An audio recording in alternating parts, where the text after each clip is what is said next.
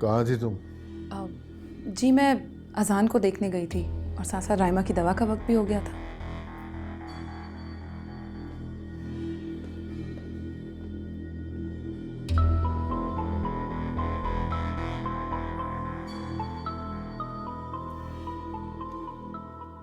राइमा,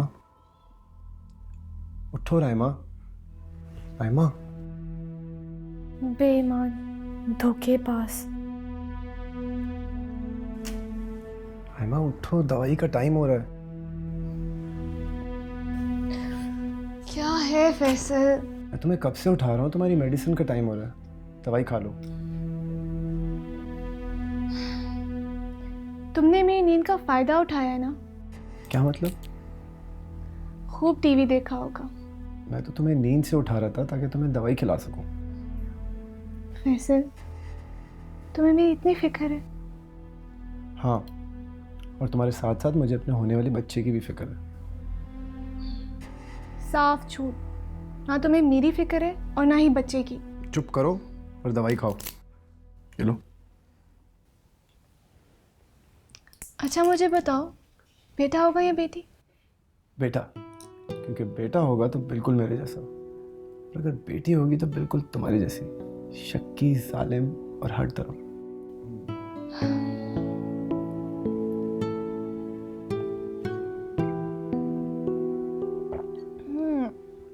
बहुत कड़वी है।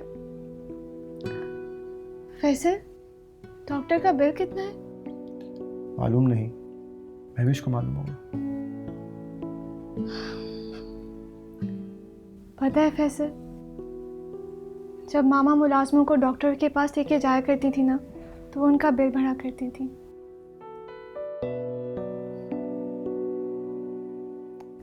Good night.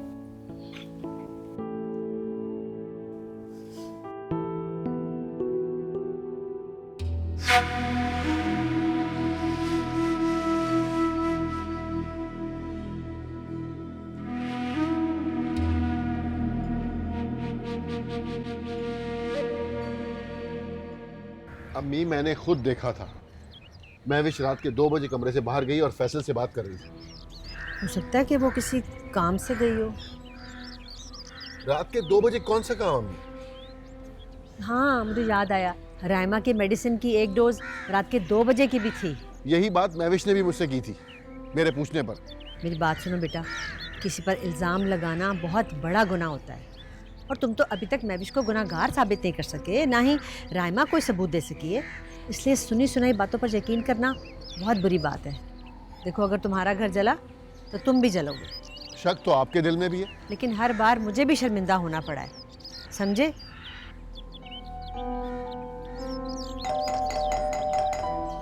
अरे, ये इतनी सुबह सुबह कौन आ गया है?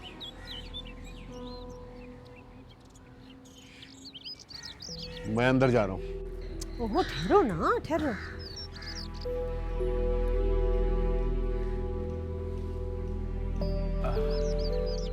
अस्सलाम वालेकुम। कैसे हैं अजीम भाई? वालेकुम कैसे हैं सलाम। आप? ठीक है। अस्सलाम वालेकुम। वालेकुम अस्सलाम।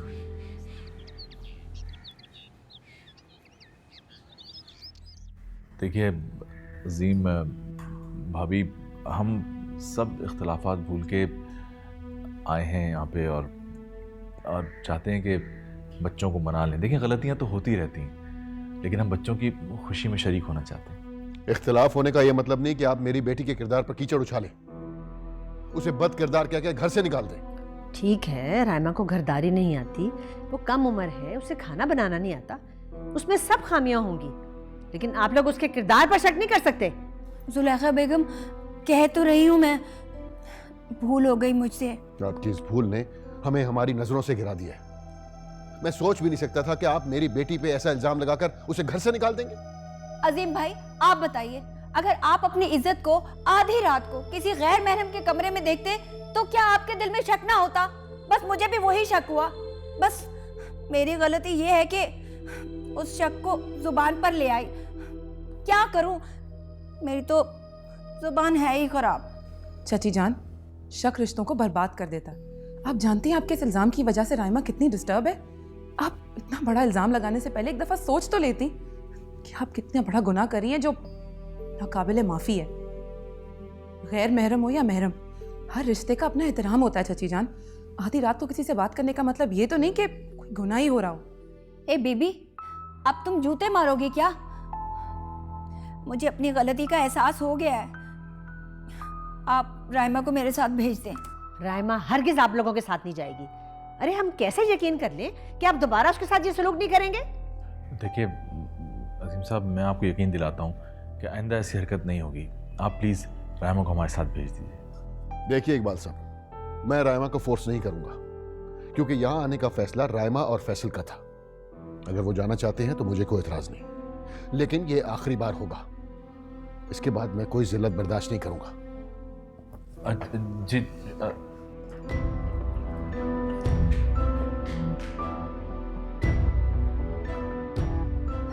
जुलेखा बेगम, बुला देना राइमा को और फैसल को।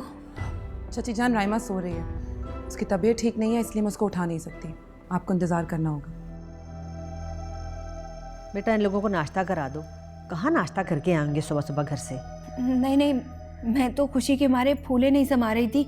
आप राइमा और फैसल को मेरे साथ भेज दें। मैं देखती हूँ, अगर फैसल उठ गया तो मैं उसे भेज देती हूँ।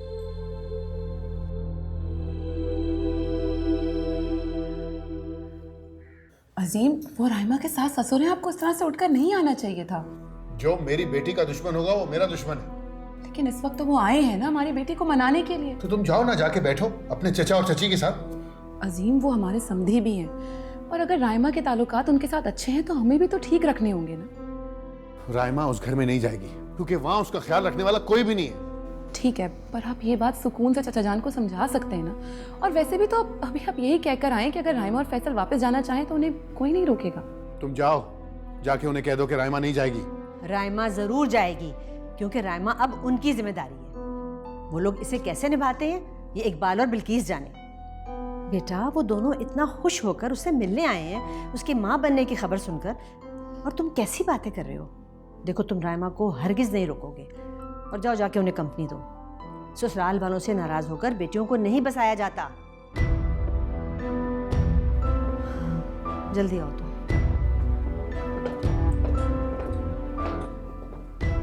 अजीम, आप आ जाइए, मैं नाश्ता लगवाती हूँ।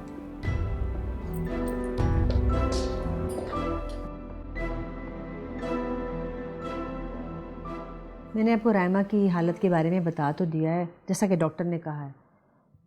अब आपकी दादी बनने की हसरत पूरी होती है कि नहीं ये तो नहीं पता, इसलिए अजीम ये चाहते हैं कि फ़िलहाल राइमा आपके साथ ना जाए, यहीं रुक जाए। ज़ाहिर है उनकी बेटी है, फिक्र है हमको उनकी। देखें, डॉक्टर ने बिल्कुल ना उम्मीद कर दिया, कोई उम्मीद नहीं है। खदशा है, बाकी तो जो अल्लाह की मर्ज़ी होती है वही होता है। हाँ ये तो है। वैसे अगर बच्चा होना होगा तो हमारे घर में हो जाएगा। मैं ना सदकात दूंगी, खैरात करूंगी, मन्नतें मानूंगी, अल्लाह पाक ना ये मुश्किल टाल देंगे और मुझे दादी ज़रूर बनाएंगे। और मेरी बात सुने, मैं राइमा को लेकर जाऊंगी यहाँ से, आप देखिएगा। क्यों नहीं, इंशाल्लाह ताला आपकी मुराद ज़रूर पूरी होगी। लेकिन अजीम, आप अपने बेटे को समझाते क्यों नहीं है? अपने साथ साथ अपनी बेटी का भी घर खराब कर रहे हैं वो। अब देखिए, राइमा जो है ना, अगर यहाँ रही ना तो ये मैविश और फैसल है ना। खबरदार, इसके आगे एक और लफ्ज़ नहीं। मैं तो आपके भले के लिए ही कह रही थी। मैंने आपसे कहा है ना कि खामोश हो जाएं। अगर किसी ने पहले आपका मुंह बंद कर दिया होता ना तो यूं आप लोगों के घर ना उजाड़ती फिरती। ले जाए अपनी बहू और बेटा को यहाँ से।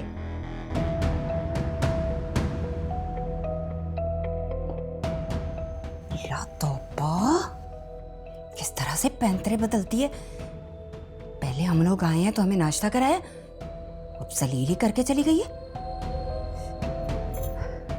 क्या करूं? राइमा बेटा, मैं तुमसे माफ़ी मांगने आई हूँ, मुझे माफ़ कर दो और हमारे साथ चलो। और हाँ बेटा, अब तुम्हें कोई काम करने की भी ज़रूरत नहीं है, बस बेड पे बैठना और आराम करना। बल्कि मैं तुम्हारे लिए एक मुलाजमा रख दूंगा जो सिर्फ तुम्हारे काम करेगी। हाँ बेटा, अल्लाह पाक ने हमें बहुत बड़ी खुशी दी है। अगर तुम यहाँ रही तो हमारी खुशियाँ अधूरी रह जाएंगी। अरे फैसल, समझाओ ना इसको। अम्मा, मैं राइमा को मजबूर नहीं कर सकता। आप लोगों की जल्दबाजी और नाइंसाफियों ने मुझे मजबूर कर दिया खामोश होने पर। बेटा मैं हर नाइंसाफी का इजाला करूंगा, बस तुम हमारे साथ घर चलो। चाचा जान, राइमा यहाँ रहे या आपके घर पे? वो रहेगी तो आप ही की बहू ना। इस वक्त उसकी तबीयत ठीक नहीं है, उसे प्लीज़ यहीं रहने दें। जब वो खैर खैरियत से माँ बन जाएगी तो ले जाइएगा उसे। देखो, तुम हमारे घर के मामले में मत बोलो। मैं आपके घर के मामले में नहीं बोल रही चाची जान, लेकिन मैं अपने घर का मसला बयान कर रही हूँ। राइमा अगर आपकी बहू है तो हमारी भी बेटी है। छोड़ो छोड़ो, जानती हो अच्छी तरह से क्यों राइमा को यहाँ रोक रही हो। बिल्किस, मुझे आपके साथ नहीं जाना। हाँ, अगर आपको मेरा ख्याल रखना ही है तो आप यहाँ रह सकती हैं, मेरे घर। अरे बेटा ये कैसे हो सकता है? ये तुम्हारा मैका है, बिल्किस यहाँ कैसे रुक सकती? ये घर मेरा है, मेरी मामा का है। राइमा, मैं जूस यहीं रख रही हूँ, तुम पी लेना और 5 मिनट बाद मेडिसिन भी ले लेना। अम्मा, आप यहाँ रुक जाए ना। नहीं अम्मा, आप यहाँ से जाएं। राइमा जब तक बीमार है वो यहीं रहेगी। उसकी तबीयत ठीक हो जाएगी तो आ जाएगी। तो ठीक है, तुम चलो हमारे साथ। राइमा ठीक हो जाएगी तो आ जाएगी। नहीं अब्बा, मैं भी अभी राइमा के साथ यहीं रहूँगा। लेकिन अब्बा, मेरे पास आपकी अमानत है। अमानत? कैसी अमानत?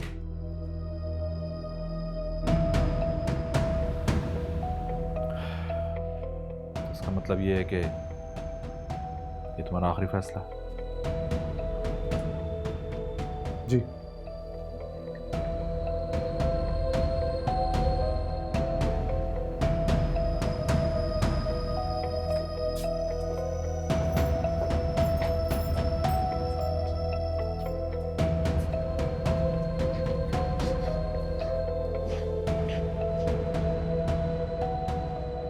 अजीम, तुम बहुत बड़ी गलती कर रहे हो राइमा को रोकर। बेटा उसे अपने ससुराल जाने दो। अम्मी, राइमा नहीं जाएगी। बेटा उसे यहाँ रोककर तुम आखिर क्या साबित करना चाहते हो? आखिर ऐसा कौन सा चोर है तुम्हारे दिल में जिसे तुम पकड़ना चाहते हो? मेरे दिल में चोर नहीं है, लेकिन जिसके दिल में चोर है उसे पकड़ना चाहता हूँ। पागल हो गए हो क्या? तुम जानबूझकर क्यों जबरदस्ती कर रहे हो? भाई उनको अपने सामने बिठाओ और पूछ लो। अम्मी, बेटा तुम गलती पर हो, क्यों अपने आप को डिप्रेस कर रहे हो? अम्मी, मेरा दिल कहता है कि मेरे साथ धोखा हुआ है। अगर तुम ऐसा सोचोगे ना तो एक दिन तुम खुद ब खुद अपनी नजरों में गिर जाओगे और बहुत पछताओगे। हर बार तुम गलत साबित होते हो और फिर तुम नई खोज में निकल जाते हो। आप देख लीजिएगा, मैं उनके झूठ को सच साबित करके दिखाऊंगा। ठीक है, फिर तुम अपनी बेटी, दामाद और खुद यहाँ से चले जाओ। अम्मी, ये क्या कह रही हैं आप? ठीक कह रही हूँ मैं बार बार तुम्हारा ये पागलपन नहीं बर्दाश्त कर सकती। और वैसे भी जाके दुनिया वालों को बता दो कि तुम्हारी बीवी तुम्हें धोखा दे रही है। अम्मी प्लीज। बस कर दो अजीम, ये जो तुम अपनी बीवी को जबरदस्ती गुनाहगार साबित करने पर तुले हुए हो ना, इसकी वजह से याद रखना कि एक दिन तुम खुद गुनाहगार कहलाओगे।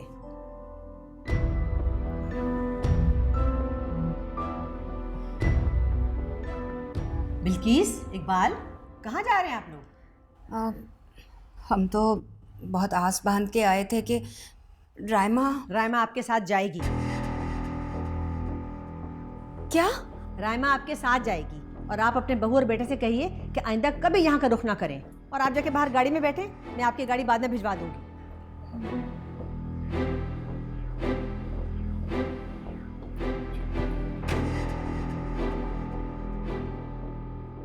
राइमा, मैंने अब फैसला कर लिया कि मैं तुम्हारी हर बात मानूंगा। क्या? तुम मेरी हर बात मानोगे? हाँ, हर वो बात जिसका ज़मीन मुझे इजाज़त नहीं देता था, पर दिन कहता था कि मान लो। देखना, तुम बहुत तरक्की करोगे। Thank you. फैसल, बेटा तुम्हारी अम्मी की तबीयत खराब हो गई, बाहर गाड़ी में बैठी हुई है, हॉस्पिटल लेके जाना तुम्हें। देख लो, चलो चलो चलो। चलो भाई चलो, जल्दी करो जल्दी करो। दादू दादो क्या, सास है तुम्हारी, जाओ निकलो, जाओ उनके साथ।